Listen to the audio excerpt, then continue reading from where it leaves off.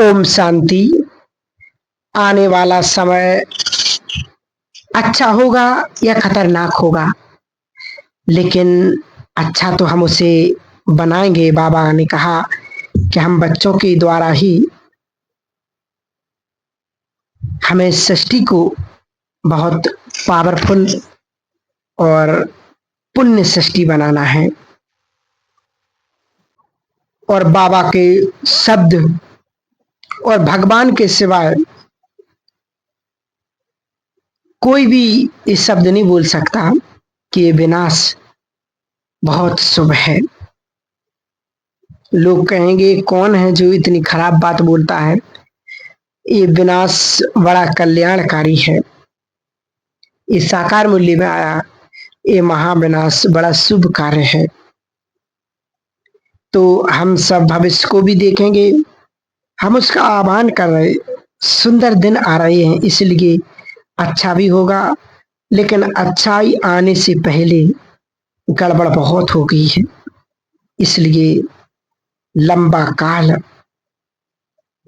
मेरेपन को समाप्त करने की प्रैक्टिस कर लो। लंबा काल मेरापन जी बहुत खतरनाक है।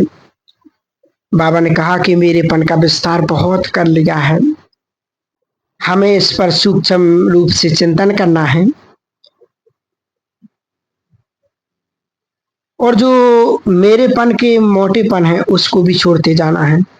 तेजी से हम अच्छे अभ्यास करते चलें। बाबा ने कहा कि जब एटम बार होंगे, परमाणु बम छूटेंगे, तो संसार में इतनी गर्मी पैदा होगी कि जो ग्लेशियर्स हैं, पहाड़ हैं बर्फ के बड़े बड़े चारों तरफ, तो वो सब पिघलेंगे। गर्मी इतनी होगी कि उनको पिघलने में समय नहीं लगेगा। एक झटके में पानी बन जाएगा, और जब वो पानी सागर से मिल जाएगा तो धरती इनबैलेंस हो जाएगी, असंतुलित हो जाएगी। और जो धरती झुकी हुई है वो बिल्कुल सीधी हो जाएगी, इधर का इधर हो जाएगा।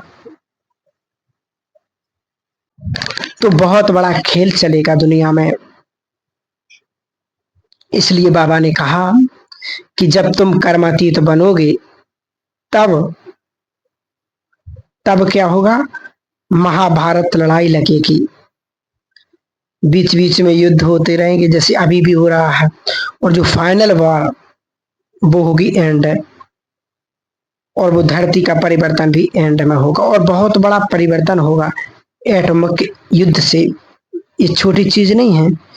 इतनी गर्मी पैदा होगी दुनिया में कि सारा आकाश जो गंदगी से भरा हुआ है वो स्वच्छ हो जाएगा, चल करके सब गंदगी नष्ट हो जाएगी। सारा आकाश जिसको हम पॉल्यूशन कहते हैं, प्रदूषण कहते हैं, गंदगी, वो सब क्लीन हो जाएगी। लेकिन ये सब काम किसके लिए होगा? किसके लिए होगा? हम बच्चों के लिए होगा।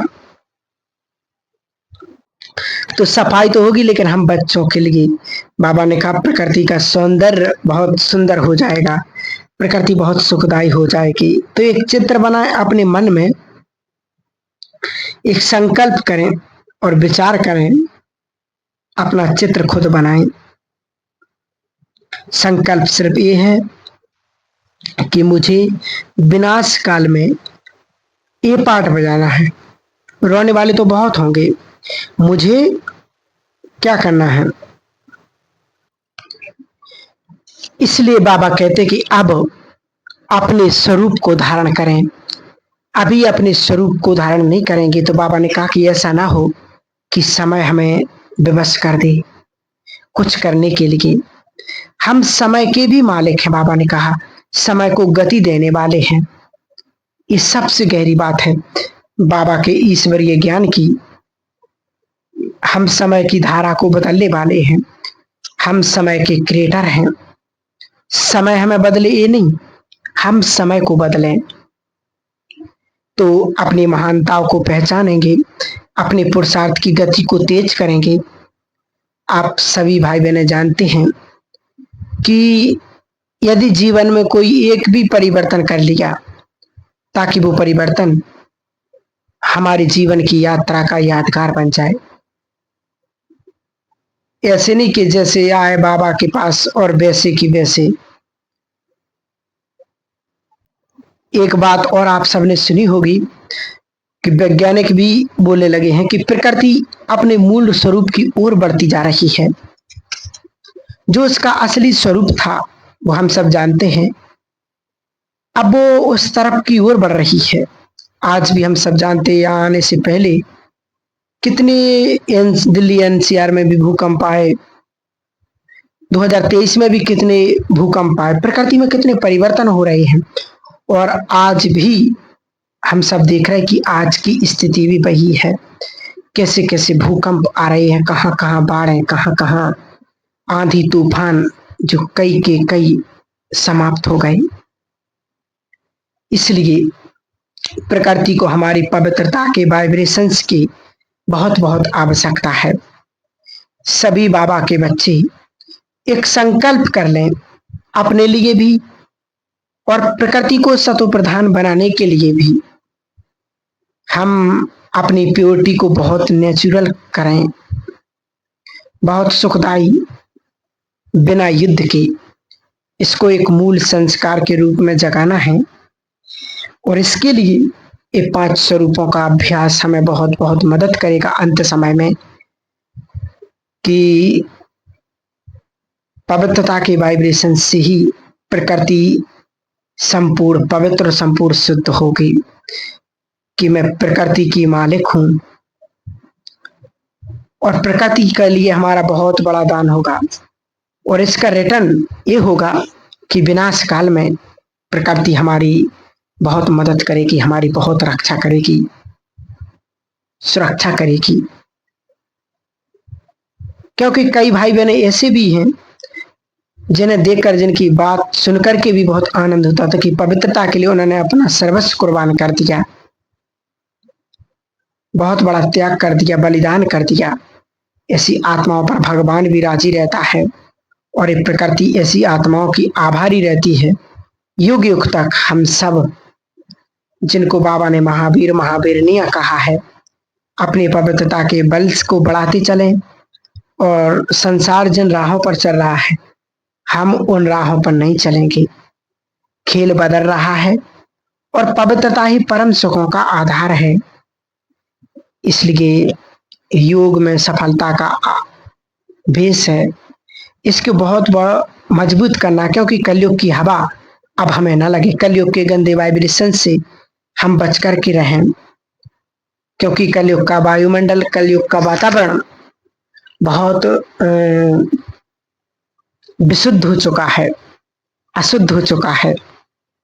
ऐसे वातावरण में रहते हुए स्वयं को हमें इतना श्रेष्ठ स्थिति को प्राप्त करना है, स्वयं को इतना परिपक्व बनाना, स्वयं को इतना मजबूत बनाना है, ताकि आने वाले समय में हम सेफ रह सकें, सुरक्षित रह सकें और बाबा की श्रीमत पर जितना हो सके समय के अनुसार बाबा की श्रीमत पर जरूर चलें और बहुत सुंदर पुरुषार्थ करते हुए हम आगे बढ़ते जाएंगे। ये बाबा हम सभी बच्चों से यही चाहते हैं, अब के बच्चे, समय बहुत तीव्र गति से आगे बढ़ रहा है, इसलिए समय हमसे आगे ना निकल जाए, हमें समय को पीछे छोड़ना है। क्योंकि जब समय हमारे साथ चलेगा तब हम उस श्रेष्ठ स्थिति को, उस अशरीरी स्थिति को, आत्म अभिमानी स्थिति को प्राप्त कर सकेंगे। क्योंकि बाबा ने कहा अंतिम समय में आत्म स्थिति ही हमारी मदद करेगी। जितने हम अशरीरी स्थिति में स्थित होंगे उतने ही हम आने वाले महाविनाश के जो सीन होंगे उन सीनों को हम परख सकेंगे, पहचान सकेंगे कि यहाँ जाना है, यहाँ नहीं जाना है, यहाँ ऐसा होने वाला है, वहाँ ऐसा होने वाला है, तो हम पहले से सतर्क और पहले से ही होशियार हो जाएंगे। इसलिए विशेष यही पुरुषार्थ करें कि अब मुझे वो तीव्र पुरुषार्थ करना है जो बाबा हम सभी बच्चों से चाहते, और हम स्वयं भी उस तीव्र पुरुषार्थ को करना चाहते हैं। ठीक है। ओम शांति।